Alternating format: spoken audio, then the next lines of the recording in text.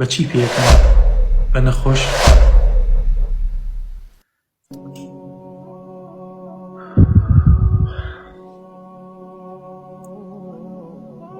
ئێوە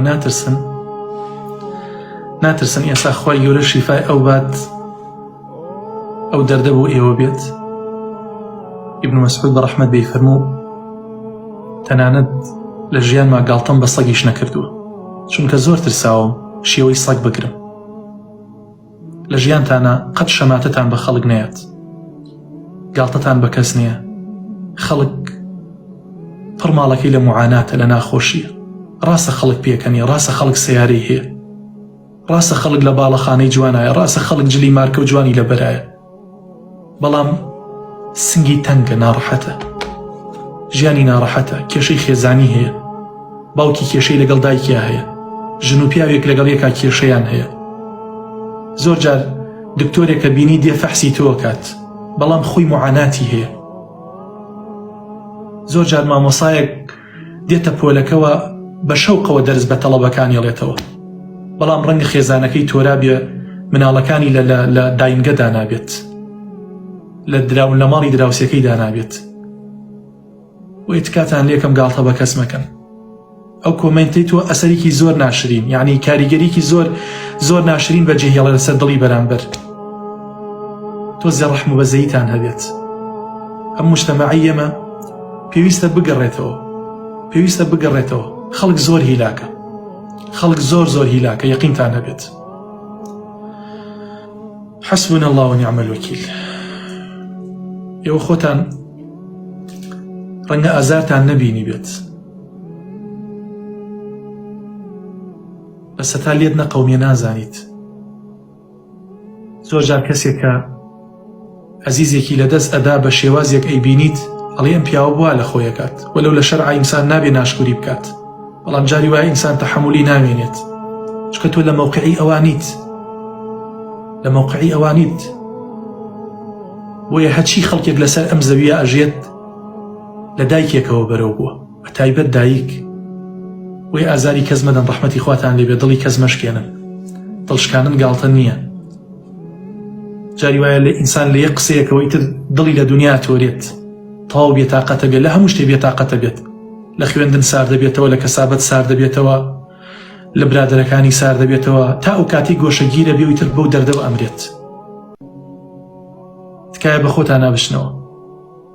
من قەزەی وا دێتە بەردەسم، نازانم یعنی ئەمەوێ بگریم، بەس ئەمەوێ بەرامبەر بەهێزکەم، یعنی قەزیەکە ئەوە ناڕەحەتە، یعنی ئەگەر بەسەر خۆم باتایە ڕەنگە شەو تا بەیانی بگریامایە، بەڵام لەو دەقەیە خۆم ئەگرم، والله خۆم ئەگرم، ئەگینا پڕ دڵم لە گریانە.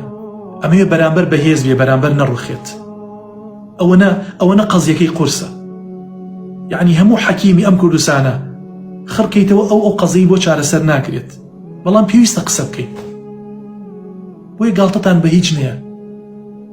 من هەموو جاروتومە بیناکانی ئێمە زۆر جوانە، شارەکانمان زۆر جوانە، شەقامەکان، سەیارەی جوان، خێزان و مناڵی جوان، بەڵام کێشەکان زۆرە.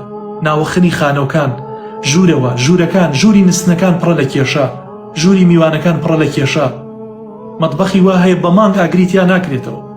هۆڵی وا هەیە پیاوێک بە تەنیا شەو تا بەیانی دائەنیشێ بیر ئەکاتەوە، مۆزوعەکەی بۆ چارەسەر ناکرێت. مناڵی لە شوێنێکە، ژینی لە شوێنێکە، خەڵکێکی ئێستا خێزانەکەی وا لە خەسەخانەیە، خۆی لەسەر جادەکە لە ناو سیارەکەی ئەنوێت.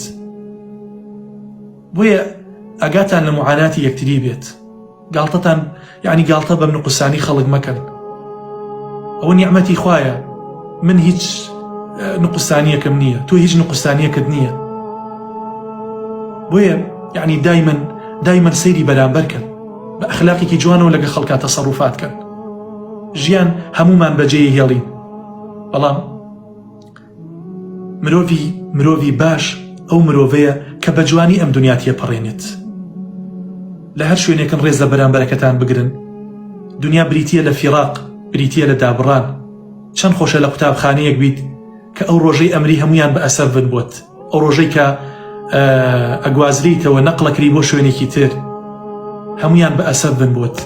چەند خۆشە دوکاندار بیواز لە بازار بێنیت و بڕۆی کەسابەتێکی تر بکەی، هەموو دوکاندارەکان بۆ تۆ غەمبار بن، مشتریەکان بێن بڵێن ئاخ ئەو کوڕە جوانە لێ نەماوە، هەموو جاشتمان لێ یەکڕی، دێ بۆ لای دراوسێکەت پرسیارەکە کاک محەممەد لێرە بووکوە، ئەڵێن وەڵا ڕۆیشتووە سەفەری کردووە یان وەفاتی کردووە.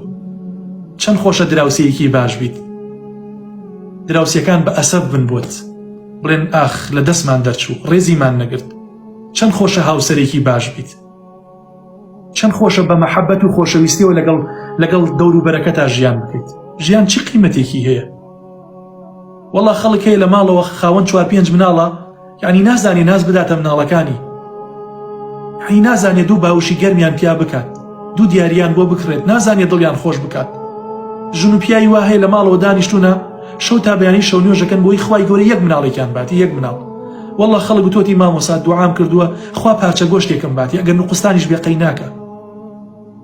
ئێمە نیعمەتەکان قەدری ناگرین تا لە دەستمان دەرنەچێت.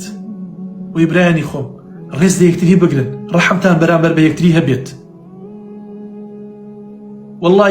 وەڵڵاهی بەتەمانە بووم ئیمشەو لای بکەمەوە، خوا خۆی ئاگای لێتی، قەسەمەن بیلا بەتەمانە بووم باشە. بەڵام ئیتر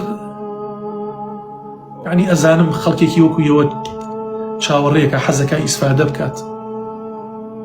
من ئەزانم تا هیلاک بم لەم ڕێگەیە، تا هیلاک بم دڵخۆشە بم، تا هیلاک بم ئەزانم خەڵکێک لە مقابلە تووشی خەیرە بێ قانجا زەکات. من ئەزانم ئێسا لەم شاشەیە لەم 4500 ئەزانم ڕەنگە 100-200تان خەمبار بن، کێشەتان هەبێت، کاکەن نەخۆش بن، قەرزار بن، باشە بەس ڕەنگە بە قسەیەکی ئێمە شیفای بۆ بێت، ناڕەحەتی لەسەر داچێت، وی ڕەحمەتی خواتان لەبێت، تۆزی هەستان هەبێت، تۆزی یعنی نازانم یعنی ئەو خەڵکە چی ویژدانێکی بەم دەسە تۆ کۆمێنتی ناشرینی بۆ نووسیت، نازانم.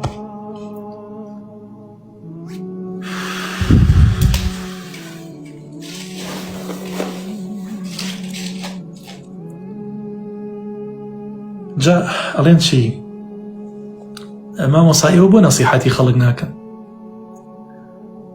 خەڵک دەمیەکەیتەوە وەڵێ من بەقەد مەلایەکە زانم، ئەوەش ئەخلاقێتی باشە. خوا کێ بەقەد خەڵکی ئەم کوردستانە نەسیحەت ئەکرێت؟